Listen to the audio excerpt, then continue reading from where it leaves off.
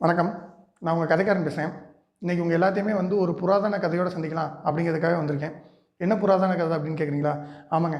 திருப்பதி ஏழுமலையான் கோயிலில் ஒரு சின்ன ஐதீகத்தை இன்றளவும் ஃபாலோ பண்ணிட்டு வராங்க. அந்த ஐதீகத்தை பேஸ் பண்ணி ஒரு புராதன கதை இருக்குது. அந்த கதையை தான் நான் உங்கள் எல்லாத்தையும் சொல்லலாம் அப்படிங்கிறதுக்காக யோசிச்சுட்டு வந்திருக்கேன். என்ன கதை அப்படின்னு நம்ம நேரடியாக போய் பார்த்துருவோம். கதைக்கு அப்புறம் நான் என்ன ஐதீகம் அப்படிங்கிறதையும் நான் உங்கள்கிட்ட சொல்லிடுறேன். கதை என்னென்னா, திருப்பதி பக்கத்தில் மங்காபுரம் அப்படிங்கிற ஒரு ஊர் இருக்குது. அந்த மங்காபுரம்ங்கிற கிராமத்தில் கங்கம்மா அப்படின்னு ஒரு பாட்டி சுண்டல்லாம் விற்று வியாபாரம் பண்ணிட்டு வராங்க. அப்படி அந்த சுண்டல் விற்றுட்டு வர பாட்டிக்கு புருஷன் சமீபத்தில் இறந்துருவார். பிள்ளைங்க கிடையாது. உடனே அந்த பாட்டி சொற்ப வருமானத்தில் வாழ்ந்துக்கிட்டு வரும்போது விரக்தியாக, வாழ்க்கை மேலே ஒரு விரக்தியாகவே எப்போவுமே என்னடா வாழ்க்கை அப்படின்னு சொல்லி தன்னோட நாட்களை கடத்திட்டு வராங்க.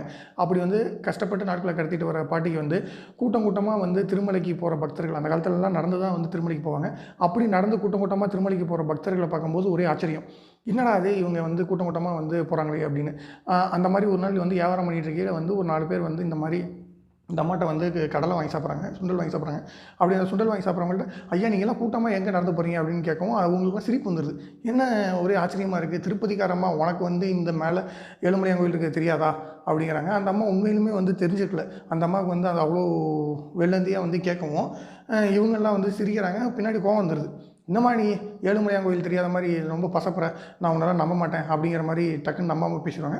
அதில் ஒரே ஒரு அம்மா மட்டும் இந்த அம்மா மேலே பரிதாபப்பட்டு, அம்மா மேலே ஏழுமலையான் கோயில் இருக்குது, அந்த கோயிலில் போய் நீங்கள் என்ன வேணாலும் அந்த கடவுள் கொடுப்பாரு, கோவிந்தாங்கிற நாமத்துக்கு அவர் செவி சாய்ப்பார் அப்படிங்கவும், நீங்கள் செஞ்ச பாவங்கள்லாம் விலகி பிறவி எடுக்காமல் கூட அவர் தடுக்கக்கூடிய அளவுக்கு வல்லமை பெற்றவர் அப்படின்னவும் இந்த அம்மாவுக்கு ஒரே சந்தோஷம். உடனே மலை ஏறுது. உடனே அந்த கையில் வச்சு இந்த கூடையோடு சேர்ந்து மலை ஏறுது. மலை ஏறி போய் ஒரு ஏழுமலையான் முன்னாடி கை கட்டி வேண்டி கேட்டுக்குது, ஐயா கோவிந்தா, உனக்கு முட்டா எந்த ஒரு கஷ்டத்தையும் தீர்த்து வைப்பியாமா, என்னோடய பாவங்கள்லாம் மன்னித்து நான் அடுத்து பிறக்கவே மாட்டேனாமா, என்னை அந்த மாதிரி செஞ்சிரு, எனக்கு இந்த பிறவி வேண்டாம், எனக்கு ரொம்ப சிரமமாக இருக்குது அப்படின்னு சொல்லி மனமுருகி வேண்டிடுது. வேண்டிட்டு எல்லாருமே கீழே இறங்கிறாங்க. எல்லோரும் கீழே இறங்கினாலும் இந்த அம்மாவுக்கு கீழே வர மனசு இல்லை. உடனே என்ன பண்ணிடுது, அங்கே தங்கிடுது. நைட் அங்கே தங்கும்போது ஒரு வயசான கிழவர் வர. அப்படி அந்த கிழவர் இந்த அம்மாட்ட இது கேட்குறாரு, என்ன சுண்டல் கொஞ்சம் கொடுமா அப்படின்னு கேட்குறாரு. சுண்டலை கொடுத்தோடனே அவரும் வாங்கி சாப்பிட்டு திரும்ப பணம் கேட்குது இந்த அம்மா. ஐயா சாப்பிட்ட சுண்டலுக்கு பணம் கொடுங்க அப்படின்னும் அவர் ஐயோ நானே வயசானவமா, என்கிட்ட கையில் காசு இல்லை அப்படின்னும். என்னையா சொல்கிறீங்க, உங்கள்கிட்ட காசு இல்லாமையாக இருக்க போது, பார்க்க அப்படி தெரியலையே, நல்ல செல்வ சீமந்த மாதிரி தான் இருக்கீங்க அப்படிங்கவும்.